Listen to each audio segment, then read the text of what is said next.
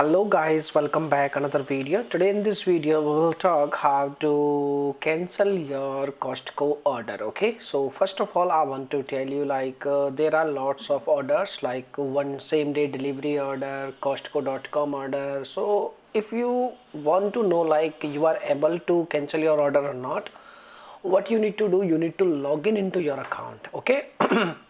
And once you logged in into your account, you need to tap on your account section, and once you tap on account section there is the option orders and purchases. Okay, and once you select orders and purchases you will see this kind of window, and online orders you will see over here, and if you have any warehouse orders you can see over here, and you can cancel your order by selecting your orders, and your all the orders, upcoming orders or all the orders is available on this page. Okay, so by using this method you can easily cancel your Costco order. Now if you have any other questions you can make a comment. I will reply you very soon, and thanks for watching this video. Bye bye, take care.